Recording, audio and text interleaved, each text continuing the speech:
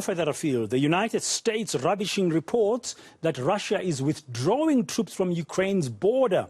The White House says Moscow has in fact increased its military presence by as much as 7,000 soldiers. Russian state media had reported earlier that troops were wrapping up major exercises in Crimea. But the US, NATO and the Ukraine say there seems to be no evidence of such a military withdrawal. What's the latest? Let's just talk now to our correspondent in Moscow, Julia Chapman. Julia, good afternoon. Indeed, what is the latest? I mean, have the Russian troops pulled back from the border areas with the Ukraine, or are they building the numbers up as the United States is claiming? The Russian government certainly hasn't admitted to building up forces further. They have said that a number of exercises in the area have come to an end. They have released footage purporting to show tanks being rolled onto trains to move back to their bases. But they haven't given us very much information as to how many troops are being moved or how much equipment is indeed going with them. And there are concerns in the West that even if some troops are being moved away from the border, other ones could be moving in already to take their place. So certainly the West isn't convinced that this is any kind of a de-escalation after the Russian government announced that some troops would be moving earlier in the week. NATO, the military bloc, indeed also says that there has been no evidence to suggest a drawdown of Russian troops. They say that can be confirmed based on satellite imagery, and they are calling for Russia to move a much larger number of its troops away from the border to diffuse the tensions that have been building for many weeks now. Now, this additional 7,000 troops, according to the U.S. and those satellites, I mean, can that be proven? I mean, via satellite? Has Russia indeed increased its presence by 7,000 soldiers?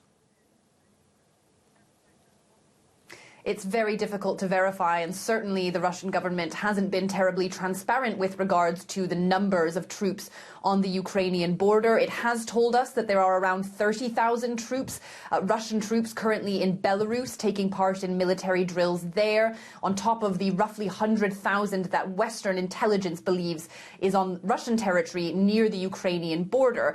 The Russian government has also dismissed calls for further transparency. There have been requests submitted to the OSCE by both Ukraine and the Baltic states calling on an explanation from Russia over these military drills, over the troop buildup on the Ukrainian border. Russia says that these exercises don't fall under the Vienna document and don't need to be given an explanation for.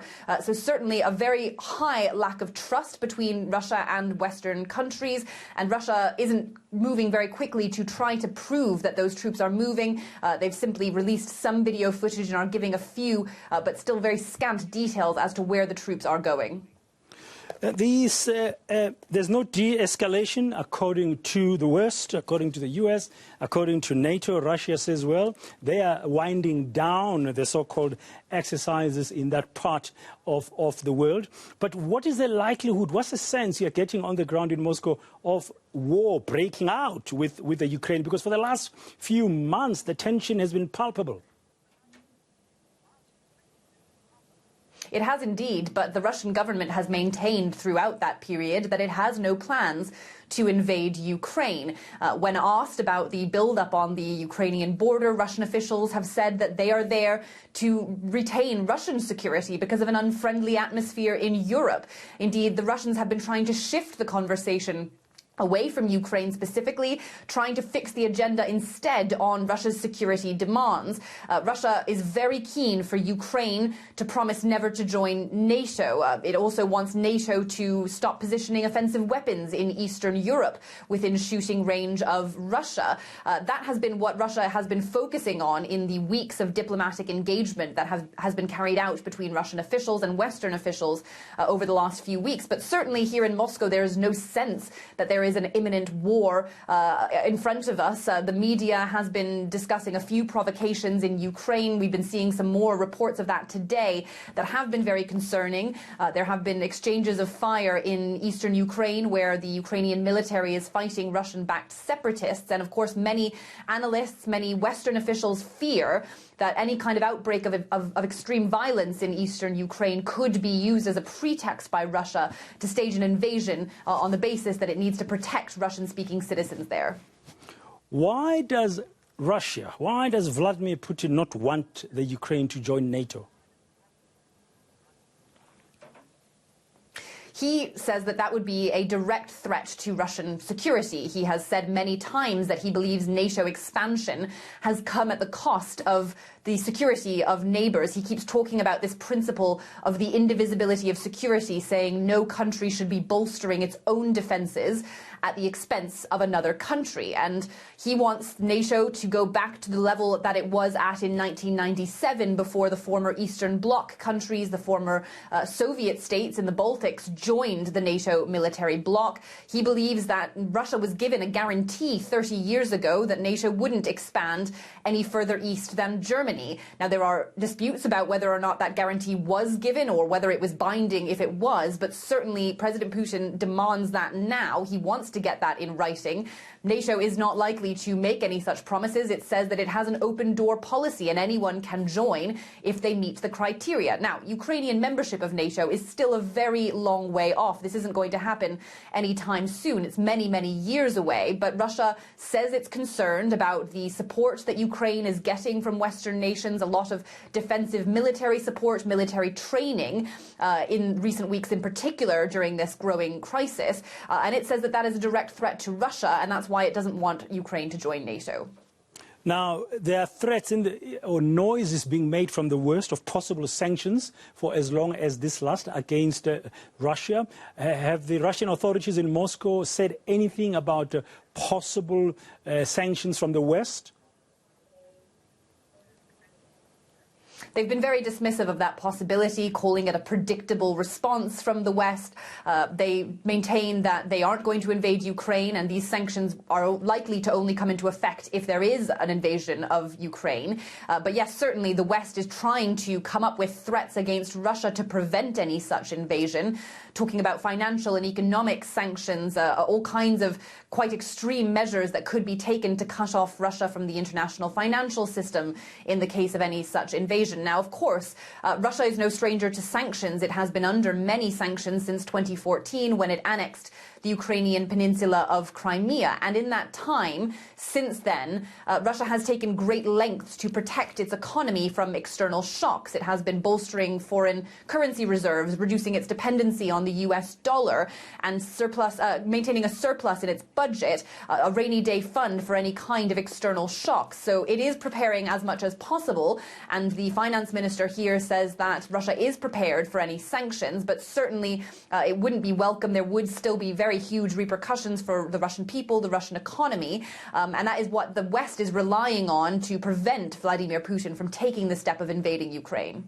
How much of this, Julia, that is playing out over the last few months on the border between Russia and Moscow got to do with Vladimir Putin shoring up his internal support? Because from far we understand there's been growing criticism in some quarters inside Russia. Yes, certainly. President Putin has often taken similar steps in an effort to bolster his popularity. The annexation of Crimea, for example, was a hugely popular step here in Russia. It bolstered his popularity ratings to some of their highest levels. That has subsided somewhat in the years intervening. So certainly President Putin is looking for opportunities to bolster his popularity. This would be a very different situation if he were to carry out a full-scale invasion of Ukraine. It isn't clear that he would have the backing of the Russian people. Undoubtedly, that could be a very violent confrontation with many deaths of Ukrainians and Russians alike. So certainly that would not be welcomed by the larger Russian population here at home. It would be likely to be a very unpopular step. But President Vladimir Putin has been talking at length about the fact that Ukrainians and Russians are one nation. He talks about the closeness of their two countries, and going back historically, of course, Ukraine was a very important country in the Soviet Union when the Union broke up in 1991, the loss of Ukraine was felt more greatly than the loss of any other Soviet republic. So undoubtedly, there is a sore spot here for President Vladimir Putin, but if he were to retake Ukraine by force, it isn't clear that he would have broader support amongst the population. Some argue he doesn't need it, though. He has quite extensive control of the media here. He doesn't necessarily have any opposition fighting him anymore, so he may not need the support of the people if it was a move he was willing to take. Julia, finally, any diplomatic attempts? I mean, we saw Emmanuel Macron, the French president, just the other week, having talks with Vladimir Putin. Are there any efforts diplomatically to try and end this situation? There have been extensive diplomatic efforts in recent weeks. There has been a meeting between the Russian and US foreign ministers. There have been a number of leaders here. As you said, Emmanuel Macron, the French president, German Chancellor Olaf Scholz was here earlier in the week as well, trying to come up with some sort of de-escalation. There were British officials here last week. Many Western countries are trying to engage intensively with Russian officials, hoping that the longer they can prolong dialogue, the closer they can get to a de-escalation. So far, none of those efforts have yielded any concrete results, although they have been talking about certain trust-building measures that could be taken between Russia and the West. For example, increasing transparency around military drills, talking about nuclear arms control, which has been slipping off the agenda in recent years. So undoubtedly, the fact that there is engagement is a positive sign, and it looks like it's likely to continue. The Kremlin has expressed willingness to continue talks with the West. But certainly there has been no major de-escalation so far, so it's difficult to see what concrete results these talks have yielded. Julia Chapman, thank you very much for your time and your insights and that update. Our correspondent in Moscow on the ongoing tension there between Ukraine and Russia, with Russia having added more troops, according to the US, on the border between the two countries.